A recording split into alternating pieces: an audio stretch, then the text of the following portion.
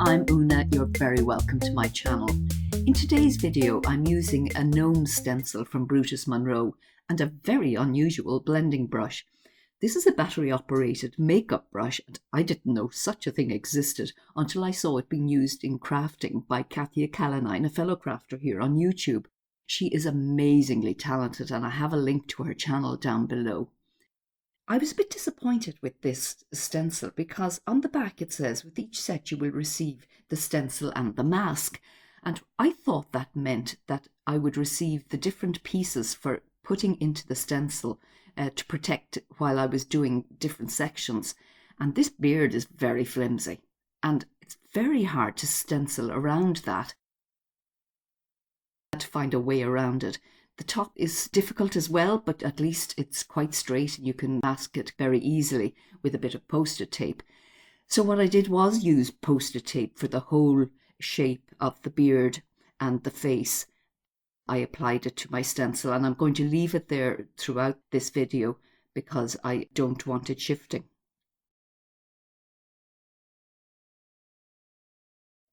This is the brush.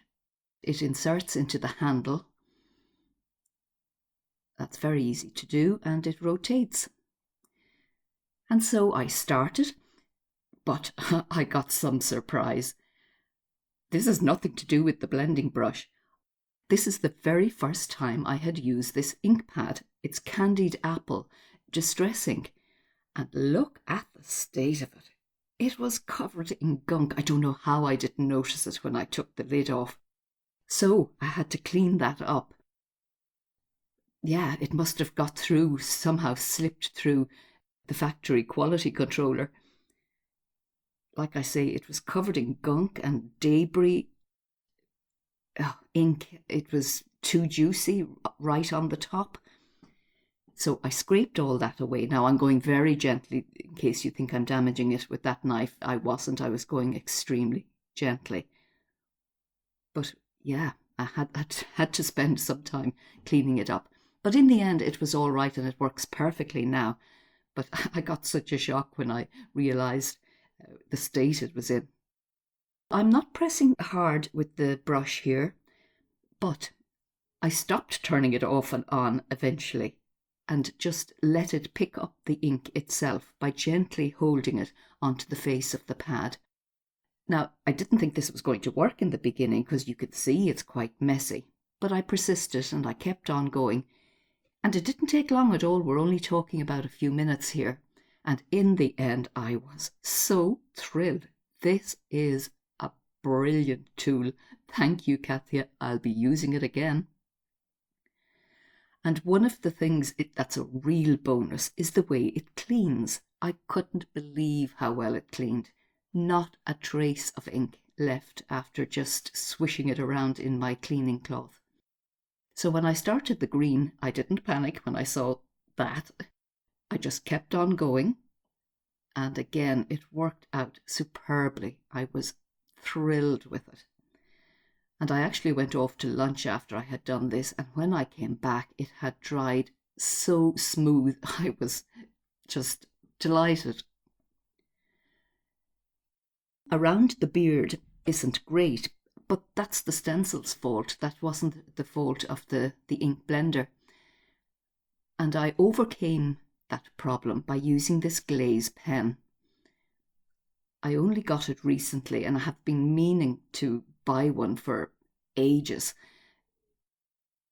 Other crafters use it to put eyes on critters. And I just loved the effect that it had when I used the Glaze pen to draw around the image. I then came up with the idea that I wanted to put a mask on this gnome. It's a card I want to send to my brother next week. Masks have recently become mandatory in Ireland. So I drew myself a mask and cut it out. And I'm sorry, my camera turned itself off here, so you don't see me colouring it with Spectrum Noir markers, a CT3 and a golden brown. And I added Glaze pen as well, and I put a big smiley face on the mask. I pulled out this stencil because I wanted something that would replicate the nose that was on the Gnome stencil. And I drew it with my Glaze pen. You can't really see it in the end on this card, but I just left it in because I wanted to show you that you can create a lovely nose for this gnome with a Glaze pen. And it only took about 10 or 15 minutes to dry. I made some eyes. I replaced those later. I didn't think the proportion was right, and I left this piece of footage in because I thought it was hilarious when I took away the mask and saw the expression on his face. I adhered the mask with foam tape and glue, and the foam tape gives great dimension. It makes it look very realistic. And I drew the loops for the mask that hold the mask on the ears with that Stapler 0.05. You can't really see it here, but you'll see it in the end. And then I went around the hat with the Glaze pen. Now, this isn't perfect by any means. I'm not used to using the Glaze pen yet, and a lot of ink comes out, so I just have to practice some more with it.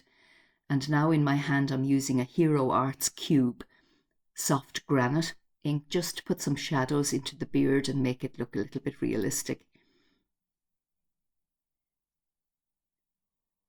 Next, I discovered there was a black stain on the side of the card, so I covered that up by adding some Nuvo drops. I make them on plastic packaging, so I just chose 3 of them. Now I'm using a Sugar Pea Designs Sending Phrase Builder set to create sending smiles for this card. I just love that set. And showing you here how I put on the tiddle on the eye, I put the die back in place, and when it clicks into place I just press on the dot and it puts it into perfect position. So I toyed with the idea of adding a thin strip between the gnome and the words, but I didn't like the look of it, so I decided to cut out the right hand side here with just leaving a white border, and it was the perfect solution. It looked absolutely lovely in the end. So I adhered all those bits down and snipped off the end of the word sending and swapped up the eyes for new ones that I made with white paper and the black Glaze pen. I was quite happy with it at this stage and decided to add some Nuvo Shimmer pen. Every gnome deserves a sparkly mask. So I think it's looking really nice now, and I can't wait to send it off in the mail next week to my brother and his wife. I hope it puts a big smile on their faces. Thank you for visiting Una's Crafty Cards today. I hope you'll come back. I would love if you would subscribe to my channel. Some more videos on screen now that you might like to watch. If you liked this video, would you give it a thumbs up? That's really important for the success of my channel. And if you'd like to leave a comment down below, I would love to talk to you. Bye for now, all the best, and do take care.